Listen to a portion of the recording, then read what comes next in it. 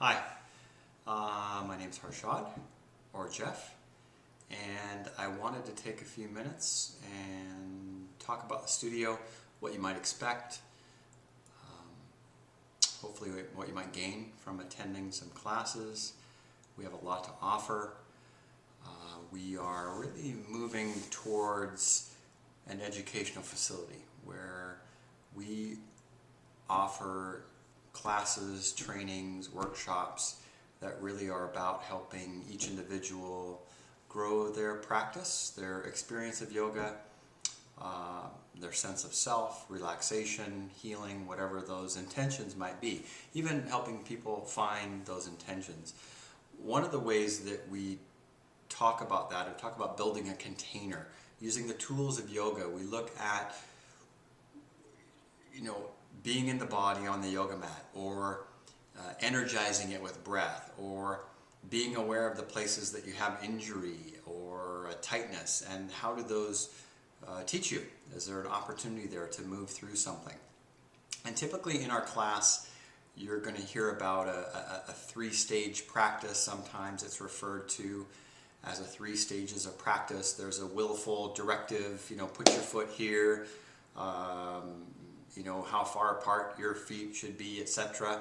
And then there's a second piece of that where sometimes we build a little bit of energy or intention or lengthen a pose or simple awareness of what's occurring in the class. And there's an old adage that says where awareness goes, energy flows. So as we pay attention to something, one-pointedness, kind of in our multitasking mind world, if we focus on one thing for a while, it will build.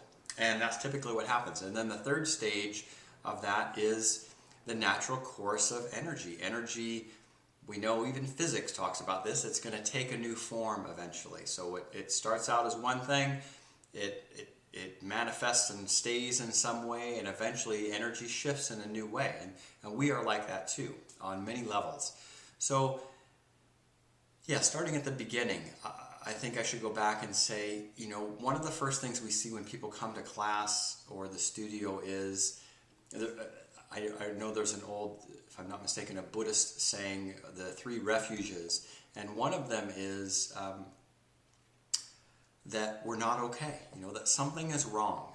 It could be on whatever level of self, but we recognize we need help. We need help from someone other than, a book or, a TV show or something. We need a real live teacher typically to carry us forward in some direction.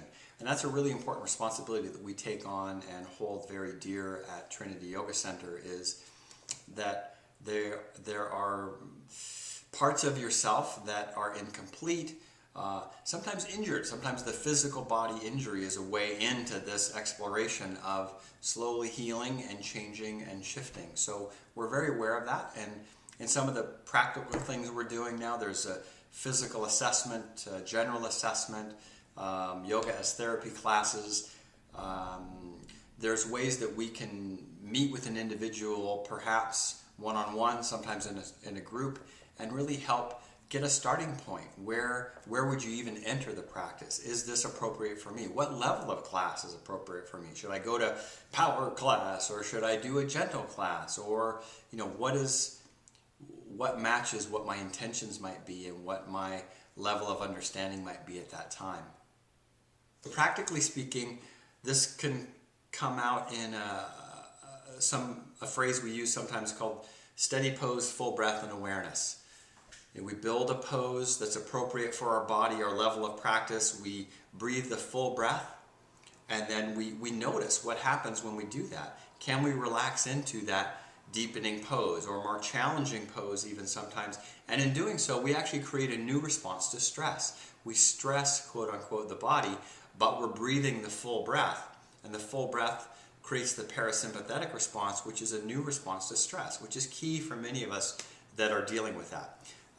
The other piece that we're going to see is that as your practice develops, beyond the actual physical postures, you start to see on your yoga mat, as we build postures and specifically do things, where are you? How are you? Do you wander off? Are you competing with the person next to you? What does your mind do when you're practicing? That's another key part that we think is a huge learning for most people, and a healing and a transformation, is to begin to see, wow, this is how I am. And when I'm in this yoga class, really safe class that we have here, and you can explore this time with yourself, you recognize, wow, this is how I am, like off the yoga mat, in the yoga of my life. So you start to recognize, I can use these tools of deepening my breath, of relaxing, getting comfortable, find a way to challenge myself with compassion, another great phrase. And that will serve you in moving further in your practice, and in fact, in moving further in your life. So we talked about that first part where you steady pose, full breath and awareness. You learn where to put your feet, you build the pieces and the parts, and then again, with breath and awareness, slowly the posture builds. And when the posture starts to build and get a little more intense, and we stay with it, could be a posture, could be a practice, whatever you might be attending, what class you're with us, there's that level where you start to see, oh, this is getting a little more challenging for me.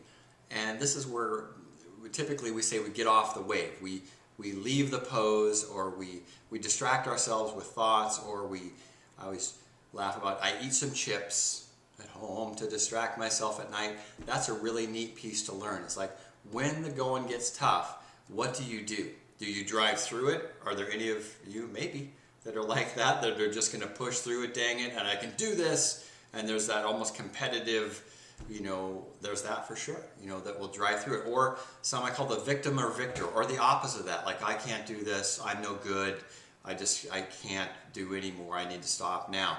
Where in fact there's usually a place in the middle where you can breathe fully, relax into that place where you're equanimous, you're balanced, you're not going too far, or also not doing enough. That's a beautiful place. And that's that second stage of practice where we willfully hold, or we specifically choose to focus our awareness on whatever we're choosing for a while. It builds, and if we can watch that, any challenge around that eventually dissipates. It's a wonderful transformation. That can be on the yoga mat and off the yoga mat. Finally, in your practice, you'll arrive at what's called the third stage, or a stage of surrender, which is a wonderful experience of not doing, of moving beyond the mind and its restrictions and requirements and judgments, and it kind of rules us most of the day. So in this practice where we learn how to do poses, we intensify them with a deeper breath and some staying in, that second stage, that watching the energy build, or whatever that might be in particular. Eventually there's a stage of that energy that builds. As I mentioned earlier, all energy eventually is going to take a new form. And so can we surrender into that? Can we let that energy eventually move us in some way? And the beauty of that movement in the new way, that maybe you stay in a warrior pose for a while, and the breath is deep, and you're warm, but you stay with it, and you stay present in your body in the moment. And at some point, the energy that builds wants to move in some new way. The arms want to reach out, or you want to, bend the knees and release the back a little bit more. It might be a physical release. It might be something else, some old held tension, something, in the shoulders. Someone cut you off on the roads talking on their cell phone, and it's in there, and there's a release sometimes in that surrender of those long held tensions and patterns. The beauty of that is those are released not from will, not from doing anything, but by practicing letting go. Sometimes even in classes I lead, I do some goofy stuff or something. I get a little goofy in a way to also release inhibition and to let go of control, of holding. And if that is one of the things you receive from our practice, that is a great gift. It will serve you greatly. I hope that's true for you. One of my favorite examples of that is I see a flock of birds that are, they're surrendered. Who's really running that? I don't know. That really moves me. That's a big yoga for me, to see them change direction, and they're surrendered. They're in the flow of life, of the universe and spirit. So I aspire to that. I use whatever practices and tools eventually to surrender into what's occurring. You know, can I surrender into what's actually occurring and be with it and breathe and relax, rather than control and tension and needing everything to be a certain way. That's been big for me.